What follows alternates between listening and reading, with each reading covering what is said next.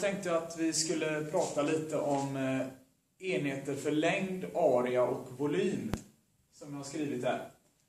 Och hur man kan byta mellan olika enheter. Och om vi börjar med längd, så känner de flesta av er säkert till att 1 decimeter är 10 centimeter. Det här brukar vara något som man har med sig sedan tidigare, det här sambandet.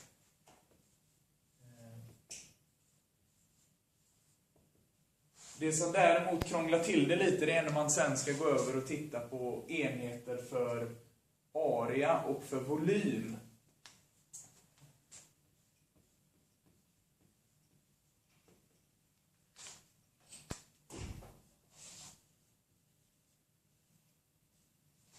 Om vi nu tittar på en kvadratdecimeter istället, som är en yta och inte bara en längd alltså. Och vill veta hur många kvadratcentimeter det går på en sån. Ja, då är det inte längre så att det är 10, utan i det här fallet är det 100. Och då kan man ju fråga sig varför det är så. Och då har jag tagit med mig lite olika figurer här. Och jag brukar tänka som en längd, så kan man tänka att här har vi en pinne som är 1 decimeter lång.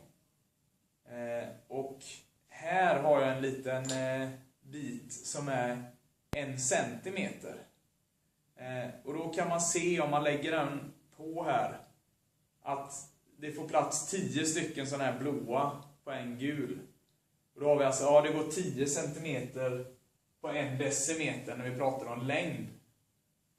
Men när vi pratar om area, då är det inte längre bara en sträcka vi jobbar med, utan då handlar det om en yta. Och den här ytan är precis 1 kvadratdecimeter. En sån där. För den är alltså 1 decimeter ditåt och 1 decimeter ditåt.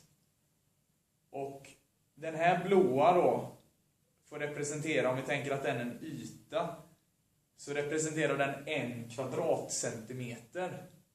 Då är frågan hur många sådana här små får plats på den stora. Och då kan vi se att vi kan trycka i den här 10 gånger på längden bort hit. Och sen får jag plats med 10 stycken sådana rader. Och då blir det alltså 10 gånger 10. Och det är 100. Så det är inte så märkligt som det först kan tyckas ut. Och sen när vi går över till volym.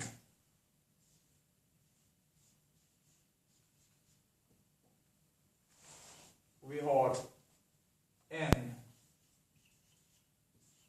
kubikdecimeter istället. Så då pratar vi ju om, volym handlar om hur mycket som får plats i någonting. Så då pratar vi inte bara om ytor längre. Och då kan man fråga sig hur många kubikcentimeter får man plats med där i. Och då är det inte 10 och inte 100, utan det är 1000. Och hur kan man tänka på det då? Jo, då kan man fundera. När vi tidigare hade den här plattan som skulle visa en yta, en area. Och vi hade de här små, så kom vi fram till att det fick plats 100 stycken sådana små på en sån platta.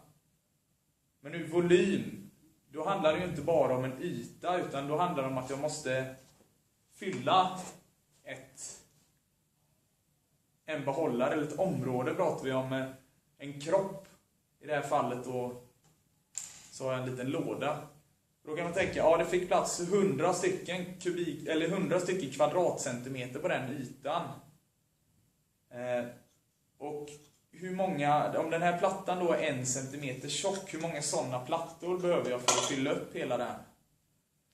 Ja, då kommer jag behöva lägga i 10 stycken sådana. Och på varje platta finns det 100 sådana här. Så vi får alltså 100 gånger 10 som blir 1000. Så det är inte så där jättemärkligt heller om man ser bilden framför sig att det blir på det sättet. Och viktigt att komma ihåg från de här volymenheterna, det är just att den här 1 kubikdecimeter är detsamma som 1 liter. Om man vill mäta vatten eller liknande. Det kan vara bra att göra. Så om vi byter enheter här lite.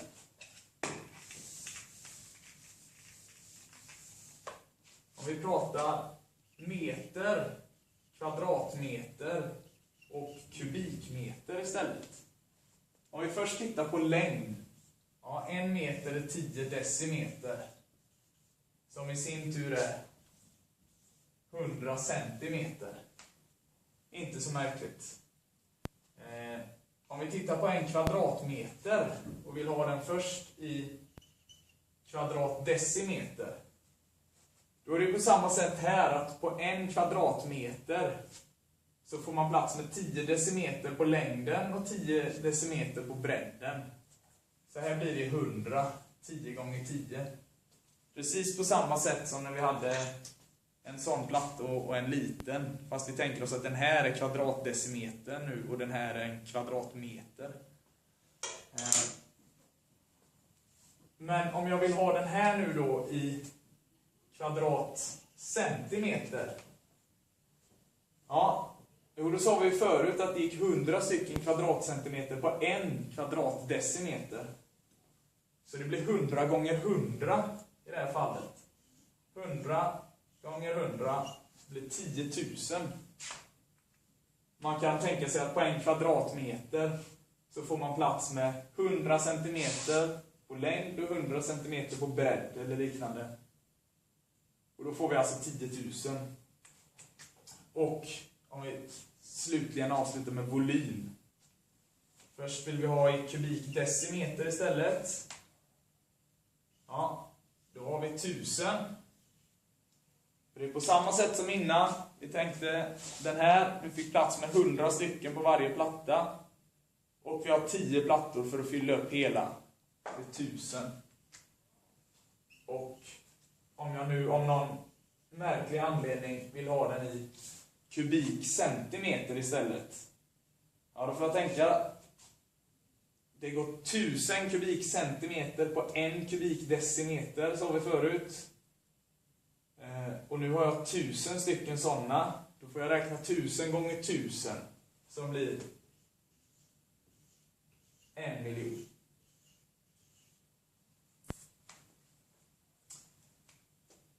Ja, jag tror vi nöjer oss med det.